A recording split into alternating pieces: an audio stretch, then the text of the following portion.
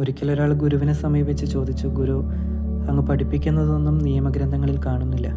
അപ്പോൾ ഗുരു പറഞ്ഞു, എങ്കിൽ അതൊക്കെ എഴുതി ചേർക്കണം.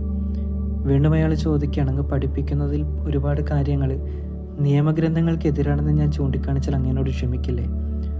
അപ്പോൾ ഗുരു പറയുകയാണ്, അങ്ങനെയാണെങ്കിൽ ആ നിയമഗ്രന്ഥങ്ങളിൽ മാറ്റം വരുത്താനുള്ള സമയമായി.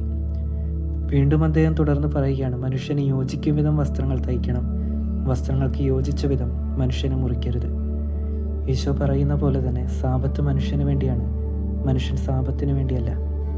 ഇന്ന് സുവിശേഷത്തിൽ ഈശോ ഫരിസേയരെയും നിയമജ്ഞരെയൊക്കെ ശക്തമായി എതിർക്കുകയാണ്. സ്വഭാവത്തിലും പുറമോടിയിലുമൊക്കെ വിശുദ്ധ സ്വഭാവമുള്ളവരെ ഈശോ ശക്തമായി താക്കീത് ചെയ്യുന്നു.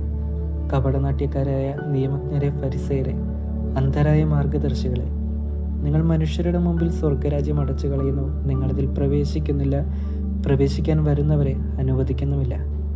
ഈ ആത്മീയത അഭിനയമാകുമ്പോൾ ഈശോ അതിനെ കപടത എന്നാണ് വിളിക്കുന്നത്. ഉള്ളിൽ നന്മയില്ലാതെ മറ്റുള്ളവരെ കാണിക്കാൻ വേണ്ടി ചെയ്തു കൂട്ടുന്ന ഭക്താഭ്യാസങ്ങളൊക്കെ വെറും അർത്ഥമില്ലാത്ത പ്രവൃത്തികളായി പോകുന്നു. ആചാരങ്ങളൊക്കെ കൃത്യമായി പാലിക്കുന്നു എന്നതിൻ്റെ പേരിൽ ആർക്കും ഒരു ആത്മീയത ഉണ്ടാവുന്നില്ല. വ്യക്തിപരമായ ജീവിതത്തിൽ ഹൃദയത്തിൽ ഒരു വിശുദ്ധി ഉള്ളപ്പോൾ ദൈവം അതിൽ സംപ്രീതനാകുന്നു. അങ്ങനെയുള്ളവരായി മാറാനായിട്ട് നമുക്ക് ശ്രമിക്കാം. ദൈവം നമ്മളെല്ലാവരെയും അനുഗ്രഹിക്കട്ടെ.